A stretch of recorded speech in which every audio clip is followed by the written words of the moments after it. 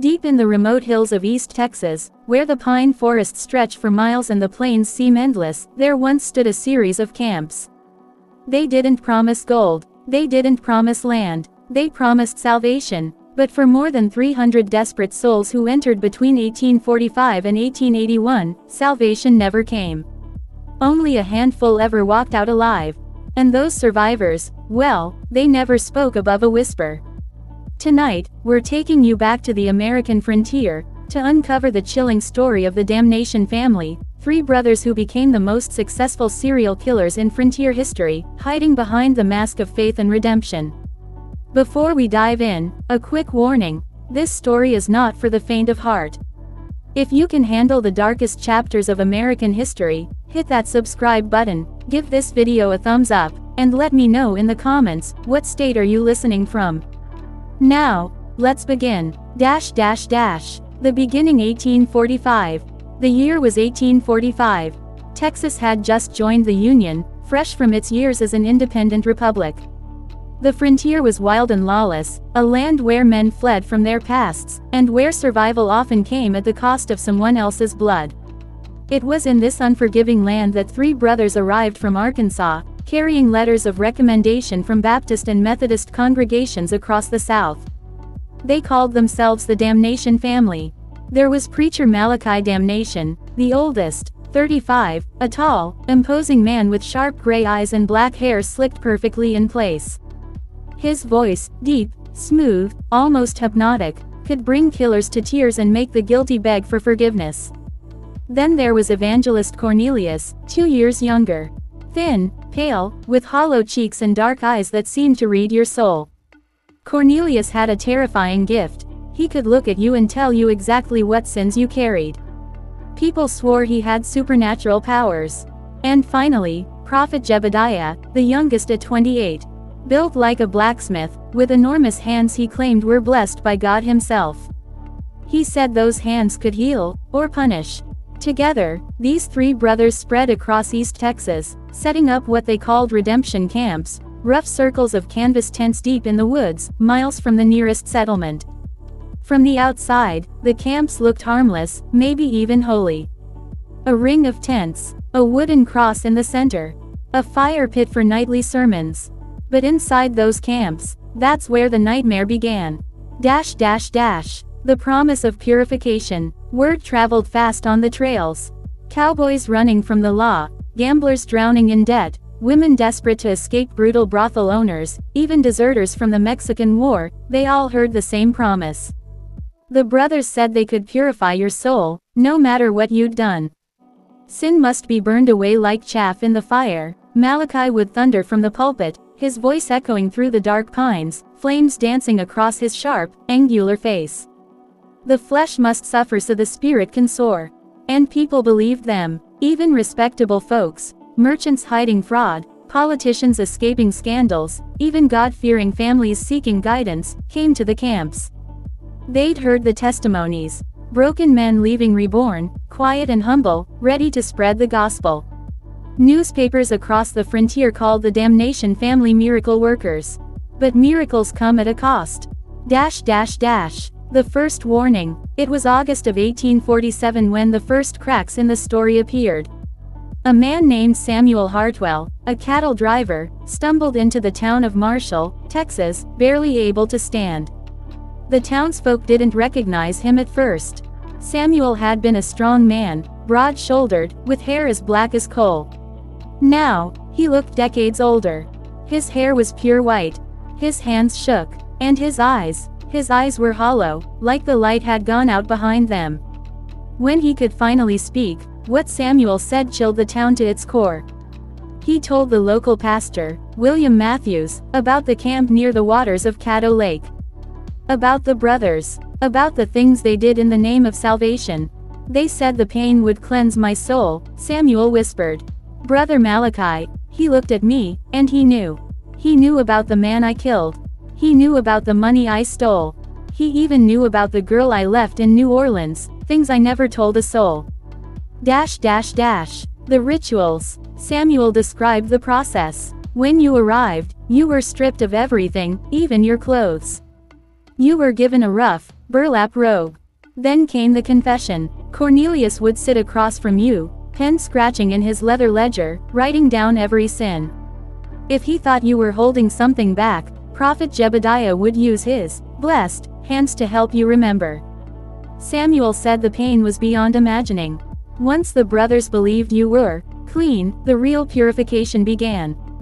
7 days of fasting, only water, no food, while digging your own grave. They said it symbolized your spiritual death. Then came what they called the trial of fire. Leather whips, lined with bits of metal, lashing your back for hours, sometimes days. Each strike, they said, burned away another sin. And if you survived that, they'd bury you alive, not completely, just enough dirt to cover your body, with only your face exposed. You'd lie there for hours, feeling the earth pressing in, listening to the prayers, waiting for the moment when they decided you were reborn. Some didn't make it out. Brother Malachi said they were called home to glory, Samuel whispered, trembling as tears ran down his face. But I saw their faces before the dirt covered them, there was no peace. Only terror. This was just the beginning. The townspeople of Marshall dismissed Samuel as a lunatic, a broken man who couldn't handle the weight of his own sins. But as the years went on, more whispers began to spread across the frontier. And by the time federal agents finally broke through the walls of the redemption camps in 1881, what they found shocked the world, and exposed a criminal empire that had thrived in the shadows for nearly 4 decades. But that is a story for part 2. Would you like me to continue with part 2, keeping this same style and pacing? The Damnation Family, America's Forgotten Horror. Part 2, The Disappearing Saved. Hook. When the survivors whispered their stories, one detail always sent chills down the spine of anyone who listened. Death wasn't the end. It was the goal. The Damnation Brothers believed that dying during purification wasn't tragedy, it was triumph. Proof that the sinner had been washed clean and carried straight to paradise. Tonight, we go deeper into the shadows of East Texas, where faith and fear blurred into something much darker. If you think you can handle it, hit that subscribe button, give this video a like, and let me know in the comments where you're listening from, because this part of the story is where the line between salvation and horror vanishes completely. The blessing of death. According to survivor Samuel Hartwell, when someone died during the so-called purification, the brothers celebrated it. They called it the ultimate blessing, Hartwell whispered to anyone who would listen before he disappeared. Brother Malachi would stand at the grave, reading from the Bible while Brother Jebediah covered the body with dirt. Then they'd plant a wooden cross over the grave and carve the sinner's name into what they called the Ledger of the Redeemed. To the brothers, these deaths weren't mistakes. They were victories. Souls so perfectly cleansed that God had skipped purgatory and pulled them straight into his kingdom. Hartwell tried to tell the law what he'd seen, but in a town like Marshall, Texas, in 1847, his warnings fell on deaf ears. The sheriff who didn't believe. Local authorities wrote him off as just another broken man driven mad by the guilt of his own sins. Sheriff Tom Bradley, a hard, practical lawman who'd seen his share of blood and madness, dismissed the claims outright. The frontier's full of men running from something, Bradley told Pastor Matthews. Sounds like Hartwell just got religion the hard way, and his mind snapped. These preachers get enthusiastic, sure, but murder? That's a serious charge without proof. And just like that, the case was closed. Within a month, Hartwell vanished. Some folks said he went west to California. Others swore they saw him heading back to Arkansas. Pastor Matthews wasn't so sure. He feared the worst, that Samuel had been dragged back to the camps to finish the purification he'd escaped. But without proof, no one dared confront the brothers. The camps keep moving. Despite Hartwell's chilling story, the damnation camps kept growing. With every new season, their reputation as miracle workers spread. The brothers claimed they'd saved over 1,000 souls. Newspapers praised their holy work, running testimonials that sounded almost identical. A desperate sinner finds their way to a camp. They confess their sins. They endure purification. And then, reborn, humble, radiant with newfound faith, they leave for missionary work in the farthest corners of the frontier. California, Oregon, the Rocky Mountains, even deep into Indian territory. The families of these so-called redeemed would get letters full of gratitude and praise for the brothers, describing their powerful spiritual transformation. But here's the thing, those letters were lies. The forged letters. The camps never stayed in one place for long. 6 months, maybe less, and they'd pack up and vanish, claiming God had called them to a new mission. At first, nobody questioned it. But then, families started to notice strange patterns. Take Mrs. Eleanor Westbrook of New Orleans. In 1849, her son Thomas, a young man drowning in gambling debt, went to a camp near Shreveport. At first, she got regular letters. Her son wrote of his rebirth, his new mission, his plan to bring salvation to settlers in California. The letters were convincing. They even asked for money to fund his ministry. At first, I was overjoyed, Mrs. Westbrook told investigators years later. But then I noticed, the handwriting was just a little off. The way he formed certain letters. The words he used, it was almost Thomas, but not quite. Suspicious, she hired a private investigator to track him down. The results were terrifying. None of the missions Thomas wrote about had ever heard of him. The addresses he gave didn't exist. In some cases, they led to abandoned cabins or empty lots. Thomas was gone, and so were dozens of others. The survivors who spoke. By the early 1850s, cracks began to form in the perfect image the brothers had built. Dr. Elizabeth Thornton, a traveling physician, started noticing strange similarities among the few survivors who returned from the camps. They didn't look like the redeemed, she later testified. They looked hollow. Their eyes were distant. They startled at every noise. They spoke little, and when they did, it was in soft, broken whispers. It was the look of trauma. Deep trauma, the kind you don't recover from. Some bore scars, lashes across their backs, burns on their arms. Even broken fingers that had healed crooked. But the most disturbing thing Thornton noted was their silence. They wouldn't talk about the camps, she said. Not in detail, as if something, or someone, had bound their tongues. It was like they carried a secret too dangerous to share. The pattern of disappearances. As the years rolled on, the same story repeated itself again and again. A son or daughter, often troubled, desperate, or on the run, would enter a camp. The family would receive glowing letters, sometimes for months. Then, silence. The brothers always had an explanation. Oh, they've moved farther west. Oh, they're deep in the mountains, bringing the word to the lost.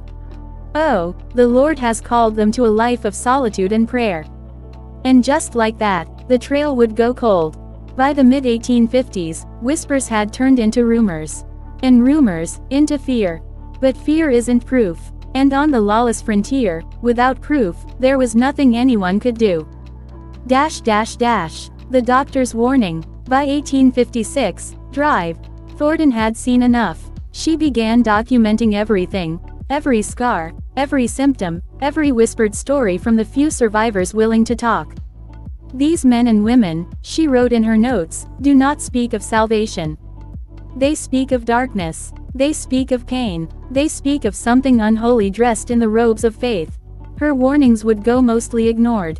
But decades later, when the truth finally came out, those early notes would become the foundation of the federal investigation that would expose the Damnation family for what they truly were. Not saviors, but predators. And by then, nearly 200 souls had already been lost to the camps. The frontier wasn't ready for the storm that was coming. But in part 3, we'll follow the first real investigation into the Damnation family, and how a single mistake nearly exposed their empire of horror years before the federal government finally tore it apart.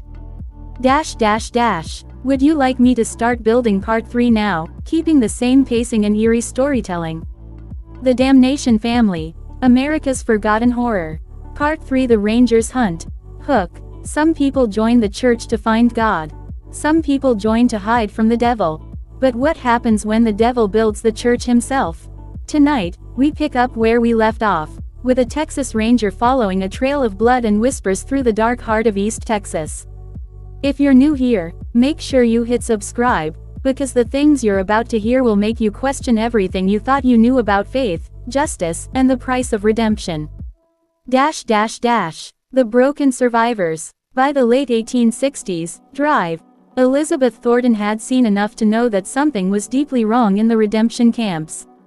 One of her patients, Jacob Miller, a former outlaw who'd somehow survived purification, carried scars inside and out.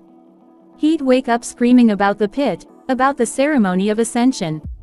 When she pressed for details, Jacob just shook his head and muttered, "Some forms of salvation cost too much." Then there was Sarah Colby. She'd gone to the camps seeking redemption for abandoning her children and turning to prostitution. She came back to her family, but she wasn't the same woman. "She just stares," her sister Mary said. "Hours at a time. And when she prays, it's not for forgiveness. It's for God to forgive her for what she saw." But the most chilling case was Reverend Peter Hawkins, a Methodist minister. He hadn't even entered the camp as a sinner, only as an observer, hoping to learn from the Damnation Brothers' methods. When he emerged, he was shattered. "There are forms of evil that wear the mask of righteousness," he told Drive. Thornton, "I went looking for inspiration and found something else. Something that uses our faith as a weapon against us." When asked to explain, Hawkins refused. "If I speak of it," he said, "more people will die. Let the truth die with me." The Civil War cover. Throughout the 1850s and into the 1860s, the disappearances continued. But when the Civil War tore the country apart, the chaos became the perfect cover. With families scattered, records lost, and thousands of men simply vanishing during wartime, who would question one more missing name? The Damnation Brothers thrived in the shadows. Enter Captain Morrison. The tide finally turned in 1879. Captain James Morrison of the Texas Rangers wasn't like the other lawmen who had ignored the whispers. Morrison was sharp, disciplined, and, most importantly, connected. He'd worked in military intelligence during the war and had a talent for spotting patterns other men missed. It started with a letter from Senator Charles Whitman of Louisiana, whose nephew had vanished after entering a redemption camp near the Texas border. The senator wanted answers, and he had the political power to demand them. Morrison began digging. What he found was horrifying. Greater than, in just 3 years, Morrison wrote in his first report to Ranger headquarters, "I've documented over 60 missing persons connected to these camps. And that doesn't include earlier cases where records are incomplete, or conveniently missing." He interviewed dozens of families. The stories were always the same. A son or daughter enters a redemption camp. Weeks of letters follow. Letters describing miraculous transformations, new faith, and a calling to missionary work in distant territories. Then, silence. And when Morrison tried to verify the claims, the missions and churches in those territories had never heard of them. Letters came back stamped undeliverable. Most chilling of all, Morrison noticed that many of the glowing testimonials printed in newspapers shared identical phrases, even identical spelling mistakes. Someone was forging the letters. The Gravedigger's Confession. The investigation broke wide open one night in a smoky tavern in Jefferson, Texas. Morrison met a man named Tobias Fletcher, drunk, trembling, and desperate to get something off his chest. "I thought I was helping the Lord," Fletcher whispered, his hands shaking as he gripped his bottle.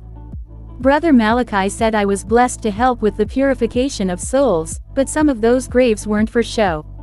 According to Fletcher, he'd worked as a laborer for the Damnation Brothers for nearly 2 years in the mid-1870s.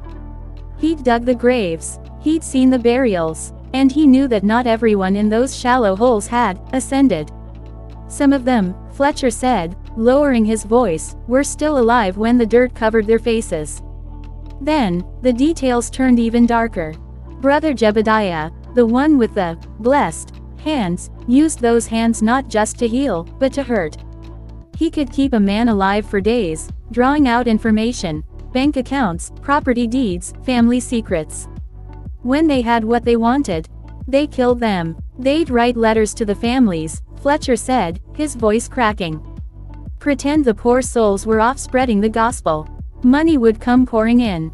Donations. Support for missionary work. All of it funneled through ghost accounts. Some families sent money for years, never knowing their children were bones in the swamp. When Morrison pressed for the location of the graves, Fletcher's courage crumbled. They got eyes everywhere, he hissed, darting glances at the door. People who ask too many questions disappear. I shouldn't have said nothing. God help me. Fletcher fled the tavern that night. He was never seen again. Some said he went west. Others swore his body was found floating in the swamps near Caddo Lake. Morrison knew which version he believed. The hunt begins. But Fletcher had given Morrison enough to act. He assembled a small team of trusted men, rangers he knew wouldn't flinch when things got ugly. Sergeant Bill Crawford, a grizzled veteran of the Indian Wars. Corporal Miguel Santos, a tracker with instincts sharp as a blade. Private David Thompson, a quiet young man with an unshakable hand and an eagle eye. They rode hard toward the Louisiana border, into the deep pine forests and cypress swamps where the latest camp was rumored to be. The deeper they went, the stranger things became. The woods grew quiet, too quiet. Even the insects, the constant plague of East Texas, were gone. The few settlers they met warned them to turn back. Greater than, ain't nothing natural about that place, an old trapper, Ezekiel Marsh, told them at a trading post. Been hunting those woods 30 years. The land near that lake is cursed. Animals won't go near it. And the ones that do, they don't come back right. If they come back at all. The first night, Morrison's team camped several miles from the reported site, close enough to watch, far enough to avoid detection. That night, as the fire burned low and the forest sank into darkness, the sounds began. At first, just a hum, chanting, rhythmic and deep, floating through the trees.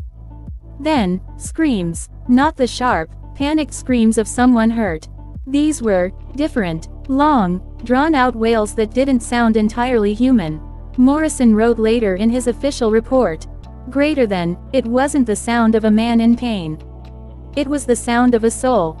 The men sat in silence, staring into the black woods, the distant cries mingling with the low, guttural chanting that seemed to pulse with the night air. Whatever was happening out there in the darkness, it wasn't salvation. To be continued in Part 4. In the next chapter, we follow Morrison and his team as they creep closer to the camp, and witness the true face of the Damnation Brothers for the first time. Would you like me to start Part 4, keeping this tense investigative build-up and cinematic style? They thought they understood the darkness. They thought the screams in the night were the worst of it. But Captain James Morrison and his rangers were about to discover that the real horror didn't come from the shadows around Caddo Lake. It came from what waited beneath the earth. Part 4 Beneath the Cypress Veil. The second night at their hidden camp was worse than the first.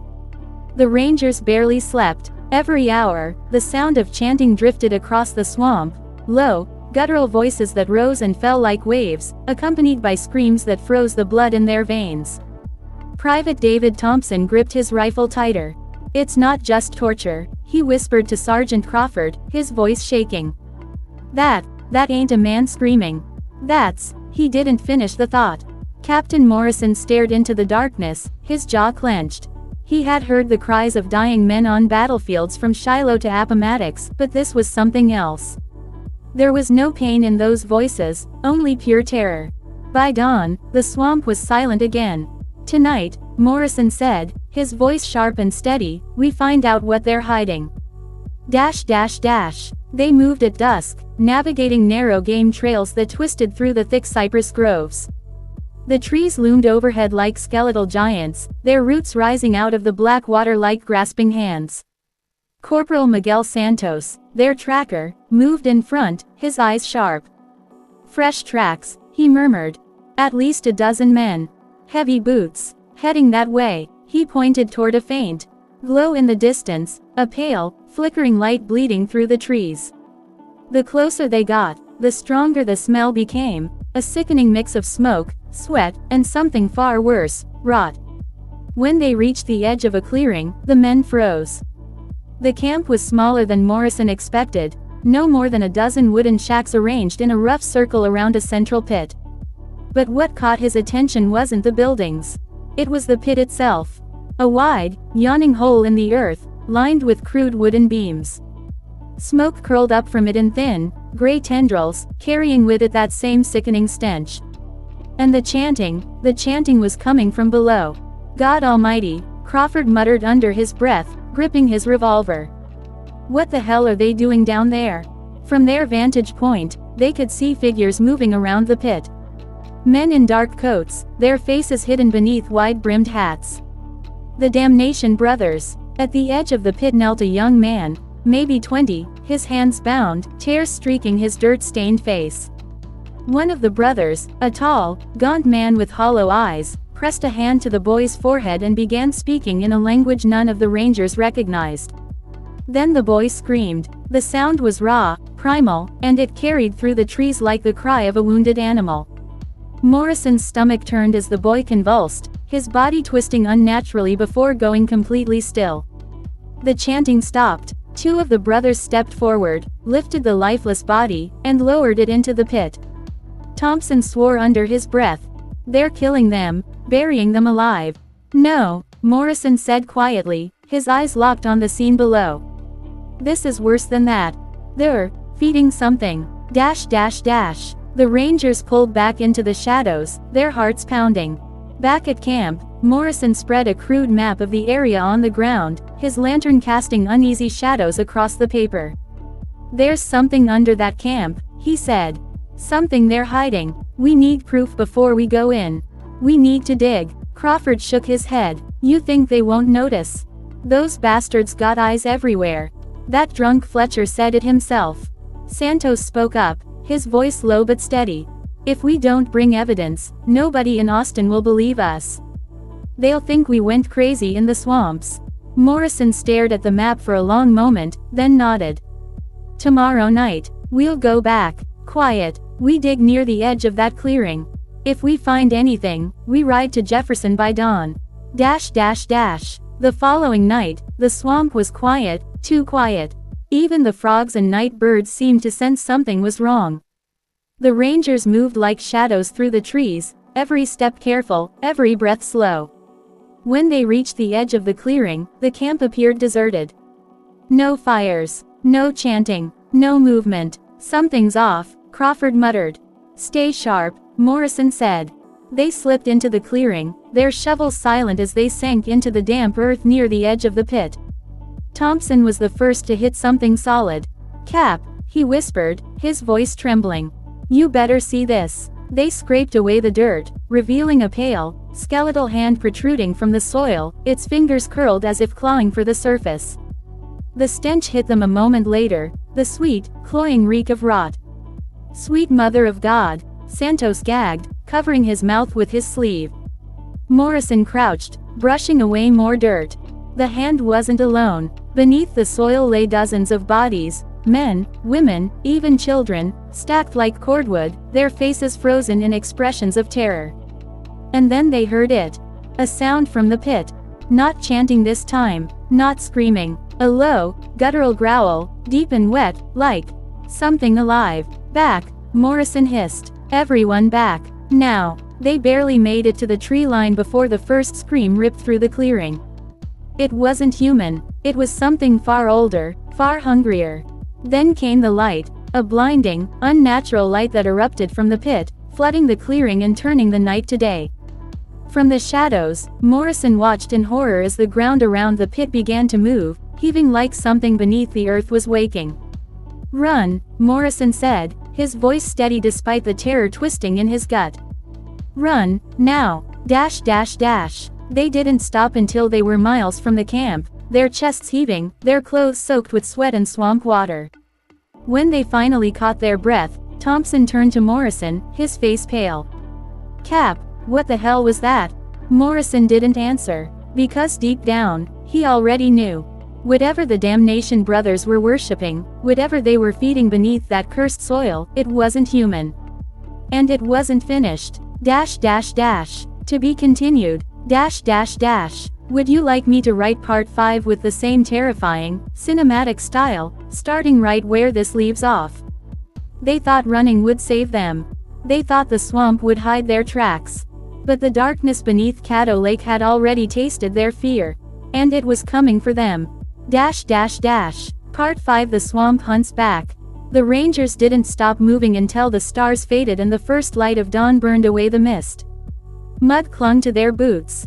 Their clothes were torn, their faces smeared with sweat and swamp grime. They collapsed beneath a stand of willows, their rifles resting across their laps, breath ragged and uneven. Captain Morrison didn't speak for a long time. His hands shook as he lit a cigarette, the tiny flame trembling in the still morning air. Finally, Thompson broke the silence. "Cap," he said, voice barely above a whisper. What was that?" No one answered. Not Crawford, not Santos. Not even Morrison. Because none of them wanted to put into words what they'd seen. The bodies beneath the soil, the blinding light from the pit, the guttural growl that still echoed in their ears. But silence didn't stop the truth. They all knew it. Something was alive beneath that ground. Dash dash dash. By midday, the swamp felt wrong. The air was heavy, oppressive, as if the cypress trees themselves were holding their breath. Santos, walking point, raised a hand for the group to halt. "Tracks," he whispered, crouching low. Morrison knelt beside him. Deep impressions in the mud. Too wide for a man. Too heavy. Crawford spat into the dirt. "What the hell leaves prints like that?" The answer came in a sound none of them would ever forget. A low, throaty growl that rolled through the trees like distant thunder. "Move," Morrison snapped, his voice sharp.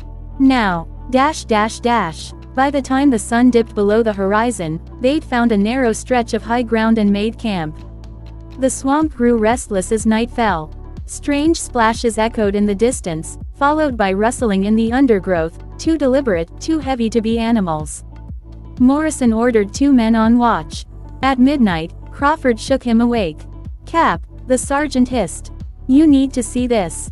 Morrison followed him to the edge of camp. At first, he thought the swamp mist was playing tricks on him. But then the shapes moved. Tall figures, half hidden in the fog. Watching. Silent. The Damnation Brothers. Jesus Christ, Thompson breathed, gripping his rifle tighter. "They're following us," Santos said. "No," Morrison muttered. His jaw tightened as he scanned the tree line. "They're hurting us." The figures didn't move closer. Didn't attack. They just stood there, as if waiting. Then, from somewhere in the distance, came the sound of chanting, soft at first, then rising, carried on the night air like a warning. And beneath the chanting, something else. A rumble, low, hungry. Dash dash dash. By dawn, the Rangers were exhausted. They pushed deeper into the swamp, hoping to put distance between themselves and the clearing, but the tracks, those unnatural, heavy tracks, never stopped appearing in the mud. At noon, Santos froze mid-step, his hand snapping up in warning. "Quiet," he hissed. Everyone stilled. For a moment, there was nothing. Then, a splash. Close. Too close. The water behind them exploded as something massive surged forward. "Move," Morrison roared, shoving Thompson ahead of him as the swamp erupted in chaos. Branches snapped. Mud churned. Something barreled after them through the undergrowth, its growl so deep it rattled their bones. They ran, lungs burning, boots sinking into the muck with every step. Crawford turned and fired blindly into the trees. The gunshot cracked through the swamp, but whatever followed didn't stop. Didn't even slow down. Dash dash dash. They broke into a small clearing and didn't hesitate. They dove into the water, thrashing through the black surface toward a narrow rise of dry land. When they stumbled ashore, Thompson collapsed, coughing and gasping for air. What is it?" he stammered. Morrison didn't answer. He just stared back at the tree line, where the fog hung thick and unmoving. Then, slowly, impossibly, the fog began to shift, rolling forward, creeping across the water like it was alive. "We keep moving," Morrison said, his voice tight. "We don't stop until we hit Jefferson. Whatever's in this swamp, it's hunting us." Dash dash dash. Night fell again like a curse. The men didn't bother with a fire. They huddled together in the darkness, rifles in hand, listening as the sounds of the swamp grew stranger. Whispers drifted through the trees, faint, almost human, but twisted, wrong. Thompson clutched his rifle so tightly his knuckles turned white. "It's the brothers," he whispered. "They're calling it. Whatever that thing is, they're calling it." Then came the scream. High, piercing, human. It came from somewhere close. Too close, and then cut off so suddenly it left the night in suffocating silence. Crawford swallowed hard. "That wasn't no animal." "No," Morrison said grimly. "That was a man." Dash dash dash. Hours passed. The Rangers drifted in and out of restless sleep, their dreams filled with lightless pits and chanting voices.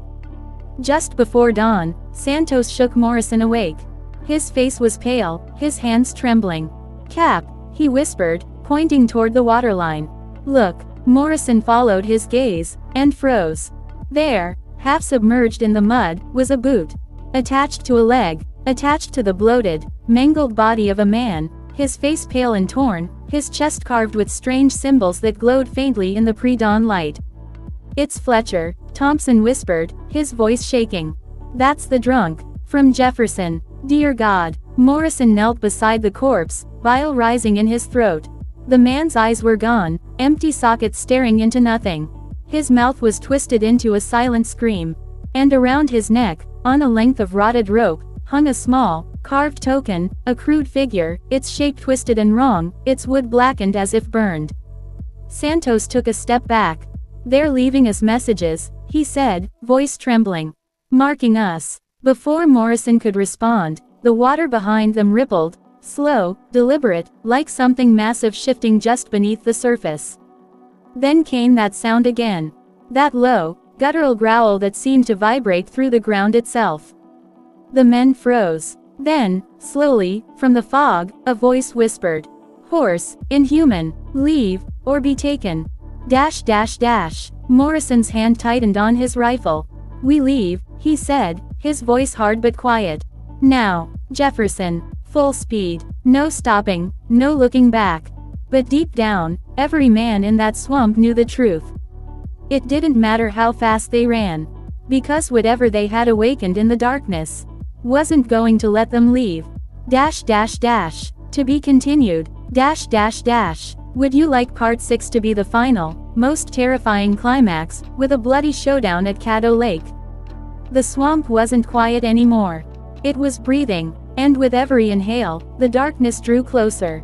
Dash dash dash. Part 6, the breath of the swamp. By the third day, the swamp had swallowed their sense of direction.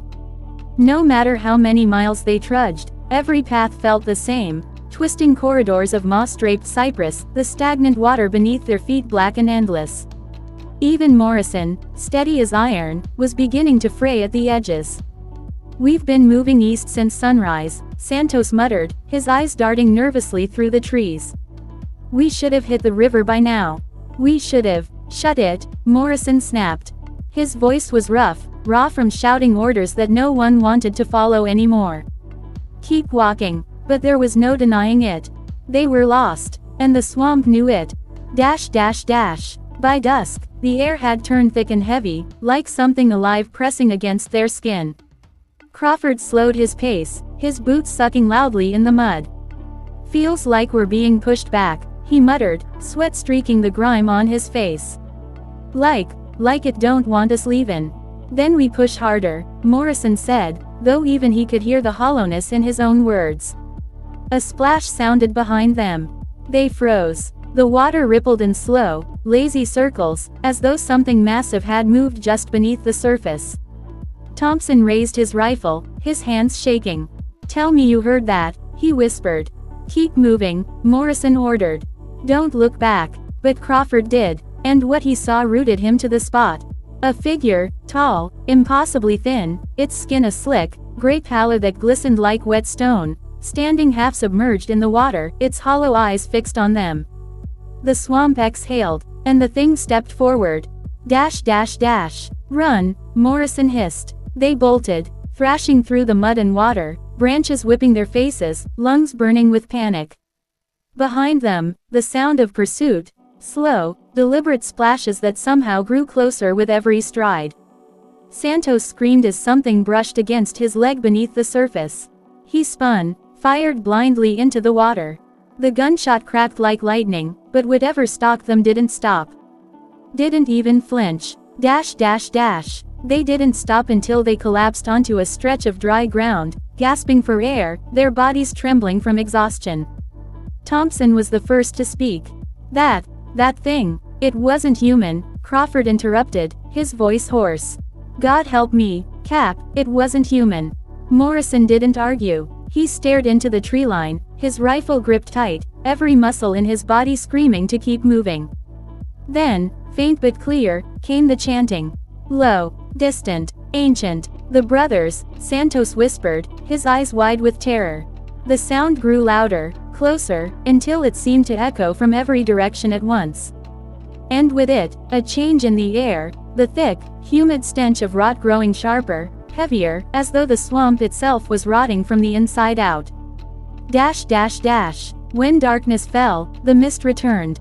It rolled across the ground like smoke, curling around their ankles, creeping higher with every minute. Stay close, Morrison ordered, his voice a harsh whisper. No one wanders. No one. But the swamp had other plans. The mist thickened, swirling, twisting, until they could barely see their own hands in front of their faces. Cap, Thompson called out, his voice trembling. No answer. Cap, and then the scream, raw, piercing, cut short like a snapped wire. Crawford, Santos shouted, spinning in place, his rifle jerking wildly in his hands. Where the hell? Another scream, closer this time, then silence. Dash dash dash. When the mist finally thinned, Crawford was gone. Only his rifle remained, lying in the mud, its stock slick with something dark and sticky. Thompson stared at it, shaking his head slowly. This ain't right, he whispered.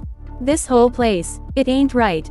No, Morrison said, his voice flat, his eyes locked on the darkness beyond the trees. It's a trap. Dash dash dash. They pressed on in silence, the swamp closing in tighter with every step. Hours blurred together. Daylight came and went in gray, suffocating waves. Sleep deprived, dehydrated, their minds began to fray. Voices whispered from the trees, familiar voices. Mothers, fathers, sweethearts long dead. Santos stopped suddenly, staring into the water with wide, glassy eyes. She's here, he said softly, almost dreamlike. My Maria, she's here. She's calling me home. Santos, Morrison barked, stepping toward him. Don't. Too late. Santos waded into the black water, his rifle slipping from his shoulder, his arms outstretched like a man walking into an embrace. Stop, Morrison roared, lunging forward. The water erupted. Something pale and massive surged upward, swallowing Santos whole in a spray of black, brackish water. Then silence. The swamp stilled, calm and quiet, as though nothing had happened at all. Dash dash dash. By nightfall, only Morrison and Thompson remained. Two men alone in a labyrinth of rot and decay, hunted by things they couldn't understand. They built no fire. They spoke no words. They simply sat back to back beneath a twisted cypress, rifles clutched tight, staring into the darkness until their eyes burned. And then, the whisper came again. Not human, not alive. You woke it, now you pay. Dash dash dash. Morrison's grip tightened on his rifle. He looked at Thompson, pale, trembling, eyes wide with terror, and for the first time, allowed himself to say it aloud. We're not getting out of here, he said quietly. Thompson swallowed hard. Don't say that, Cap. Please, don't. But the swamp didn't wait for arguments. Something moved in the darkness, massive, deliberate, close enough to hear the wet drag of its limbs through the mud. The ground beneath them vibrated, a deep, rumbling growl rising from the earth itself, shaking the twisted roots and the stagnant water. Morrison stood, his jaw set, his rifle steady. Whatever had awakened beneath Caddo Lake was coming for them. Dash dash dash. To be continued. Dash dash dash. Would you like me to make part 7 even darker, revealing more about the ancient force buried beneath the swamp? The silence wasn't silence at all. It was the sound of the swamp listening.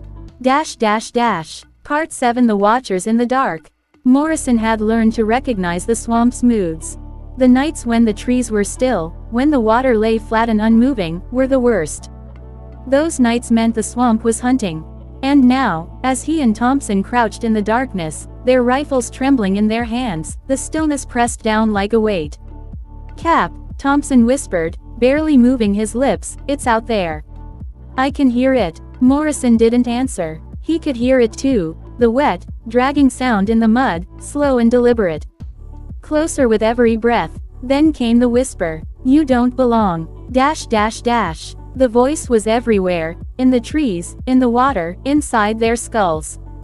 It wasn't loud, but it didn't need to be. Thompson squeezed his eyes shut, his fingers clutching the trigger. "Make it stop," he muttered, over and over. "Make it stop, make it stop." "Quiet," Morrison hissed. His own voice shook. A branch cracked somewhere to their left. Then another, behind them. The swamp was closing in. And then, impossibly, voices, dozens of them, layered over one another. Some were deep, guttural, ancient. Others were high and thin, like children giggling in the distance. But one voice, clear, sharp, froze Morrison in place. It was his mother. "James," it said, soft as a lullaby. "James, come home." The soldier in him knew it was a trick. But the boy who had left Kentucky for the war, the boy who had buried his mother before the first shot was ever fired, wanted to believe. For a heartbeat, his grip on the rifle loosened. "Cap," Thompson's voice trembled. "You hear that? Keep moving," Morrison growled, forcing the weakness down. "Don't listen to it. Don't look at it. Just move." They stumbled through the black, twisted roots clawing at their ankles, every step a fight against the sucking mud. The mist thickened, curling around them like living fingers, until the world shrank to the few feet of darkness lit by the pale moonlight. Thompson was muttering again, prayers, curses, half-formed sentences. His boots splashed in the shallow water, his breath ragged. Then the chanting began, low, rhythmic, inhuman. It rose from the trees, from the ground, from the water beneath their feet, until the sound was everywhere at once. "Cap," Thompson whispered, "what is this? What the hell is this?" Morrison didn't answer, because now he could see them. At first, they looked like shadows, tall, thin, their movements sharp and unnatural. But then the mist shifted, and the moonlight touched their faces. Pale, hollow-eyed, lips peeled back in something that wasn't quite a smile. The brothers of the swamp. Older than the war, older than the land itself. And they were watching. One stepped forward, his face stretched into an impossible grin. His voice slithered through the night. "You woke it," the figure hissed, its mouth twisting unnaturally wide. "Now you feed it." Thompson raised his rifle, hands shaking. "Stay back," he warned, his voice cracking. "I'll shoot, I swear to God." The figure tilted its head, almost curious. Then it spoke again. "God doesn't live here." The forest exploded with sound, 1,000 whispers screaming at once, the trees groaning, the water boiling as something massive moved beneath it. "Run," Morrison barked. They bolted through the swamp, blind with terror, the world collapsing into chaos, roots tearing at their legs, unseen branches clawing at their faces. Behind them came the wet, thunderous steps of something too big, too heavy to be human. And beneath it all, the chanting. Always the chanting. They didn't stop until Thompson tripped, crashing into the mud, his rifle skittering into the black water. Morrison spun, yanking him to his feet, but it was too late. From the darkness, a hand, pale, impossibly long, shot forward, wrapping around Thompson's ankle. Thompson screamed, clawing at the ground as the thing dragged him backward, deeper into the water. "Cap," he shrieked. "Help me." Morrison lunged, grabbing his arm, pulling with everything he had. But the swamp wanted him more. With a sickening, wet snap, Thompson was yanked beneath the surface, the water closing over him like a coffin lid. Then silence. Morrison collapsed in the mud, chest heaving, hands shaking. The swamp was quiet again. Too quiet. He staggered to his feet, alone now, the last of his men gone, and stumbled forward into the endless dark. The trees pressed closer, the air grew colder, and, somewhere ahead, in the black water, something breathed. Hours, or maybe minutes, time had no meaning anymore, passed before he found the clearing. It was a perfect circle, the ground dry and cracked, the air heavy with the stench of decay. And in the center of the clearing stood an altar. Stone, ancient, streaked with something dark that glistened in the moonlight. Morrison's stomach twisted, every instinct screamed at him to run, but his legs carried him forward, step by step, until he stood before the altar. Carved into the stone were words, symbols, older than English, older than anything human. And then the whisper came again, closer than ever, curling around his spine. Kneel.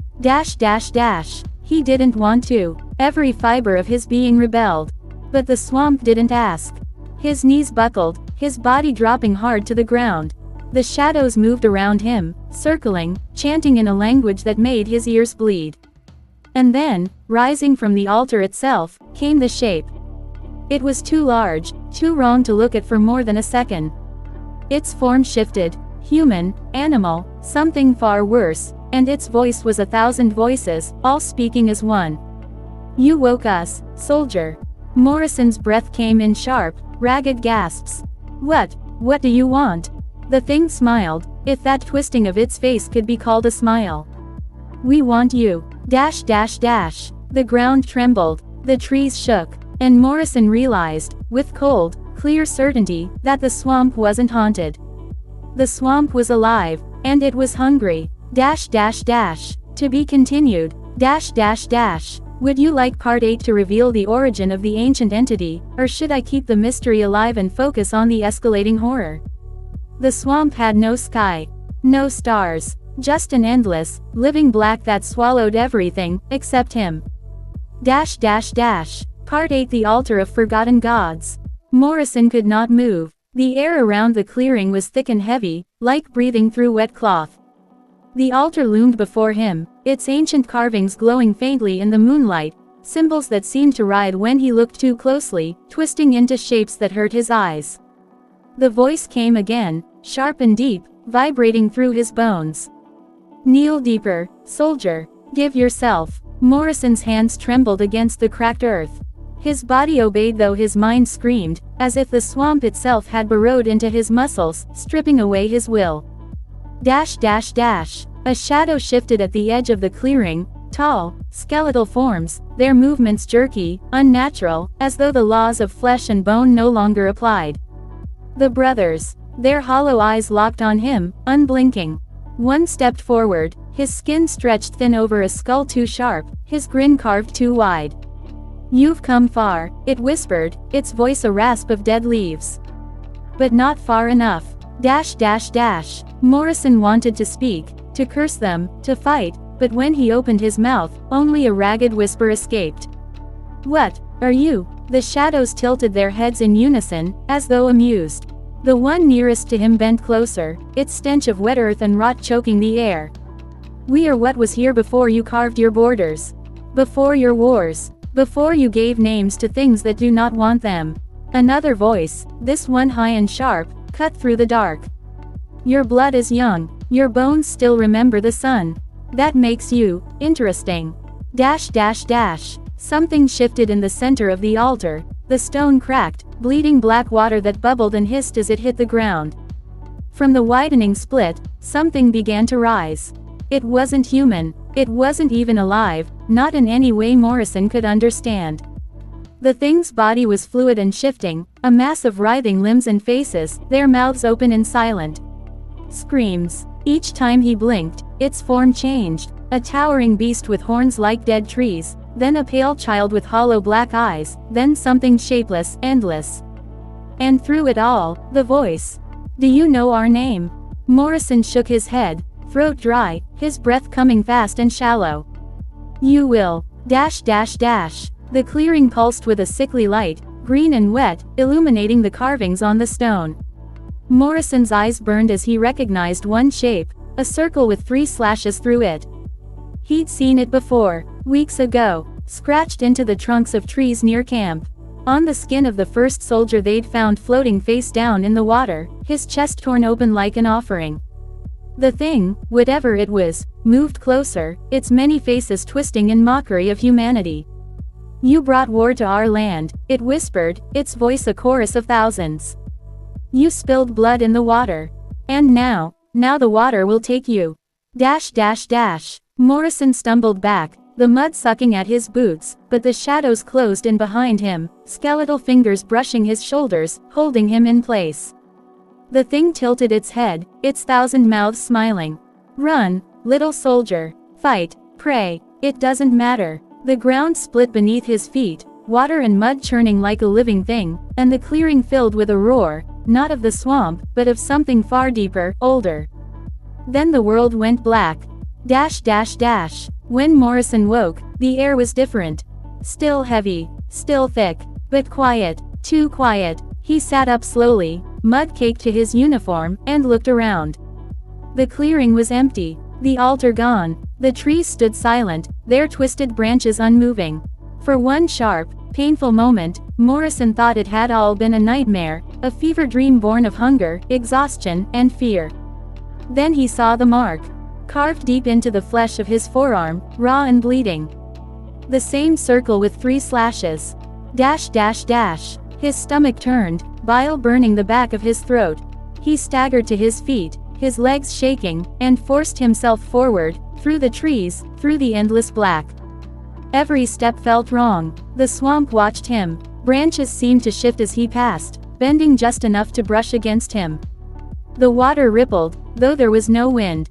And every so often, just beyond the edge of his hearing, came the whisper, soft and patient. "You're ours now." Hours blurred into days. Morrison couldn't tell if he was walking in circles, if he was still in the same part of the swamp, or if the world outside the trees even existed anymore. His compass spun wildly, the needle jerking like it was caught in a storm. Hunger gnawed at him. Sleep dragged him into shallow, twisted dreams where Thompson screamed his name from somewhere below the water, where the faces of his men floated just beneath the surface, their eyes black and empty. He would wake to find the mark on his arm glowing faintly, pulsing with the beat of a heart that wasn't his. By the 4th night, the hallucinations started.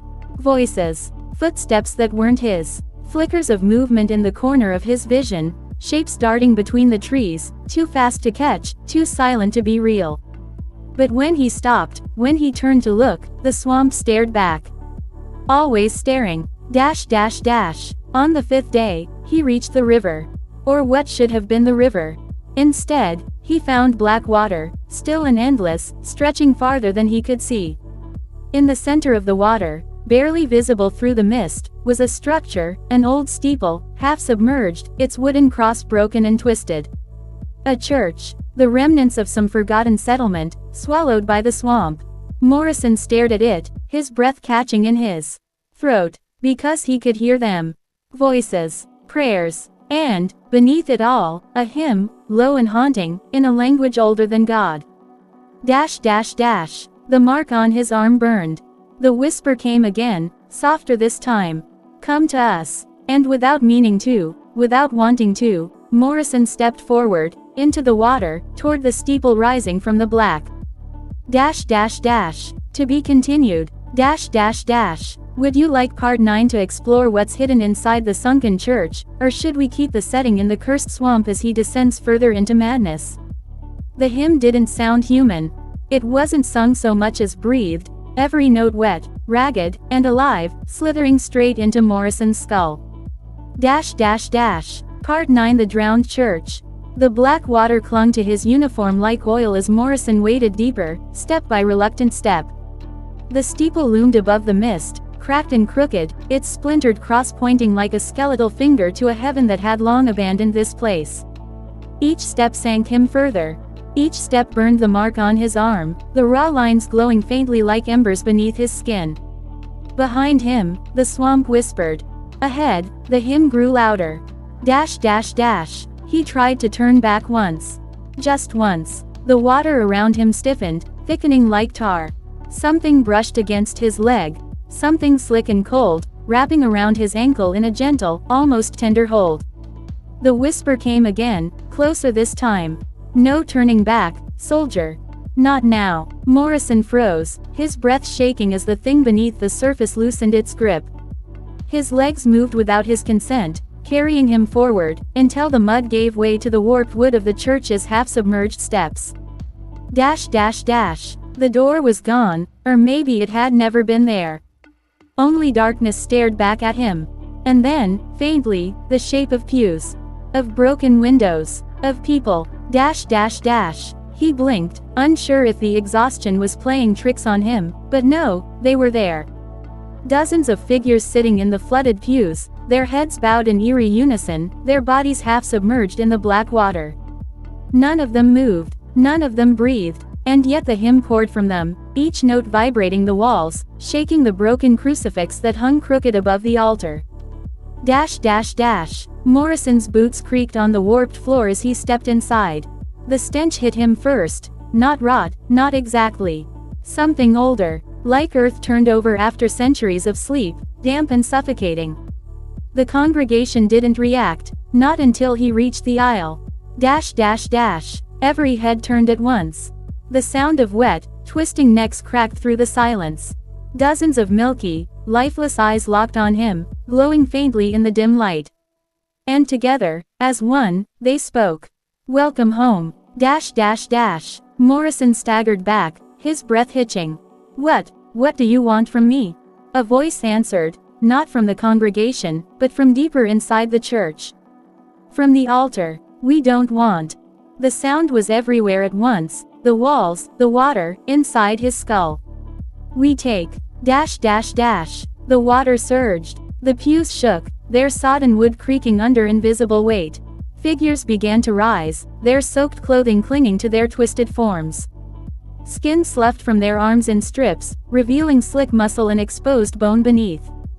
They stepped into the aisle, one by one, their jaws opening in silent screams that vibrated through Morrison's chest.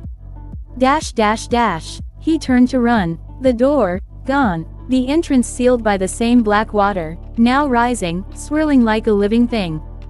The mark on his arm pulsed violently, each throb sending white-hot pain up to his shoulder. "Don't fight it, soldier," the voice hissed. "You've already been chosen." Dash dash dash. Morrison stumbled backward until he hit the altar. The wood split beneath his hands, splintering to reveal something wet and pulsing within, veins winding through the grain-like roots. He jerked back, his breath ragged, just as the floor beneath him cracked. From the black water, something rose. Dash dash dash. It was not human. It never had been. The thing's body towered above him, its limbs twisting and reforming in sickening, fluid motions.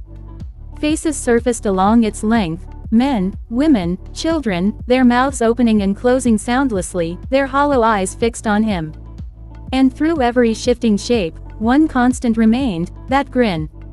That impossible, razor-thin grin. Dash dash dash. "You thought the war would save you," it said, its voice 1,000 overlapping tones, young and old, male and female, all at once. "But war only feeds us. And you are a feast."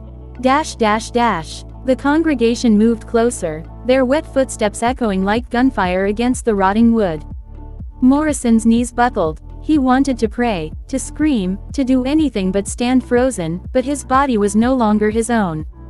The mark burned brighter, veins of red crawling up his neck, across his face, his pulse sinking to something vast and ancient. Dash dash dash. And then, silence. The hymn stopped. The congregation froze mid-step, their hollow eyes fixed on him. The thing tilted its head, curious, almost amused. "You've carried us this far, soldier. Through your blood, through your fear." The floor trembled violently. The church groaned as if alive. "Now carry us out." Dash dash dash. The world collapsed inward. Water surged from the cracks in the floor, black and endless, pulling him under, down, deeper than the swamp should have allowed. His lungs burned. Shapes moved in the water, brushing against his skin, slick hands grabbing, guiding, dragging him deeper. Dash dash dash. When he opened his eyes, there was no light. Only the faint, dull glow of the mark on his arm. And voices. thousands of them, whispering in unison. One more step, soldier. One more step and the world will open. Dash dash dash. Something shifted beneath him. Not ground, not water. Something alive. He realized, with a cold dread that froze his veins, that the church, the steeple, the congregation, the altar, had never been separate things. It had always been it. And now, it had him. Dash dash dash. The whisper became a roar, shaking his skull. Bring us through. Dash dash dash. Then the blackness swallowed him whole. Dash dash dash. To be continued. Dash dash dash. Would you like Part 10 to escalate into the full-scale revelation of what the ancient entity truly is, or keep it shrouded in mystery for maximum psychological horror? Somewhere in the dark, a bell was ringing. Not the kind that calls the living, but the kind that wakes what should never wake. Dash dash dash. Part 10. The Last March. Morrison opened his eyes to a world that wasn't a world at all. No horizon, no sky, only black water stretching in every direction, rippling faintly beneath a lightless void. And in the distance, the bell tolled again. Dash dash dash. He tried to stand, but there was no ground, only the sensation of standing, an illusion his mind clung to. The mark on his arm was no longer a mark. It pulsed like a second heart, lines spreading from wrist to shoulder, spider webbing across his chest, glowing faintly beneath his soaked uniform. The whispers were louder here. One step more, soldier. One step more. Dash dash dash. Shapes rose from the water, familiar, haunting. His squad. Jenkins, face still twisted in terror from that night in the trenches. Collins, eyes wide and glassy, mud caked on his helmet. Even the captain, jaw slack, uniform torn open where the shrapnel had taken him. All of them smiling, all of them waiting. Dash dash dash. Morrison stumbled back, his breath ragged. No, no, you're dead. I buried you. I buried all of you. The figures tilted their heads in perfect unison, their pale, dripping faces gleaming in the sickly light.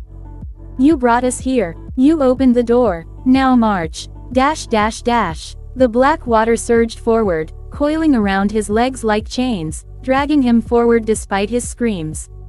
The bell tolled again, closer this time, louder. With every toll, the void trembled, and the whispers twisted into a chant, thousands of voices overlapping in a language older than breath. Dash dash dash. Ahead, something rose from the nothingness. A spire. Stone, cracked and ancient, its surface crawling with symbols that burned Morrison's eyes to look at. At its base, a gate. Not metal, not wood, something alive. It pulsed with the slow rhythm of a sleeping heart, slick and glistening, veins running deep into the black water. Dash dash dash. The voices grew deafening. Through the gate, through the gate, through the gate. Dash dash dash. Morrison fought, his muscles straining, his body screaming against the unseen hands that pushed him forward. He tried to think of home, of green fields, of mornings untouched by blood and fire. But all he could see was the war. The trenches, the endless mud, the sound of shells screaming through the air. The endless, gnawing guilt of surviving when others hadn't. Dash dash dash. The spire loomed above him now, its runes searing into his skull like brands. The gate opened, wide and hungry, its edges curling inward like a beast baring its teeth. From the other side came a sound. Not music, not words, something far older, something that had been waiting for this moment since the first man learned to kill his brother. Dash dash dash. The whispers stopped, the void went silent, and in that silence, a single voice spoke. It was always you. Dash dash dash. Morrison's knees buckled, the light from the mark on his arm flared, brighter, hotter, until it burned through the fabric of his uniform. He screamed, a raw, guttural sound that tore through the silence. But the gate didn't care. It only opened wider. Dash dash dash. A shadow moved within, something vast, something endless. It wasn't looking at him, not at first. It was looking through him. And then, slowly, deliberately, it focused on him. Dash dash dash. The void trembled. The water surged upward, wrapping around his chest, his throat, dragging him toward the gate. The last thing he saw before the darkness swallowed him was that impossible grin, stretching wider, wider, until it split the world in two. Dash dash dash. And then, light, dash dash dash. Morrison gasped. He was lying in the mud. The sky above was gray, thick with smoke. The thunder of artillery shook the earth, distant but steady, like a heartbeat. For a moment, he thought, hoped, it had all been a dream. Dash dash dash. Then he saw the mark. Still there, still glowing faintly beneath his skin. Dash dash dash. Around him, the battlefield was silent. Too silent. The trenches, the mud, the wire, empty. Not a single voice. Not a single sound. Intel. The bell. Dash dash dash. It rang again, clear and sharp, echoing across the field. And from the horizon, they came. Not soldiers. Not men. Things wearing their faces. Hundreds of them. Thousands. Marching in perfect unison, their eyes blank, their smiles too wide. Dash dash dash. Morrison staggered to his feet, his legs trembling, his hands shaking as he raised his rifle. It was useless. He knew that, but it was all he had. Dash dash dash. The things stopped a few feet away. One of them, the captain, stepped forward, his grin splitting impossibly wide. It's time, soldier. Dash dash dash. The mark burned hotter, pulsing like a drumbeat in his veins. And somewhere, deep within, a voice, the voice, whispered. Bring us through. Dash dash dash. The bell tolled one last time. The sky split, and the world went dark. Dash dash dash. Epilogue. Months later, when the armistice was signed, they said the war was over. But in the small towns near the old battlefields, they whispered of strange lights in the night. Of whole villages found empty, doors left swinging in the wind. And in the swamps, deep where no man should wander, a church bell rings. Calling. Waiting. Dash dash dash. The end.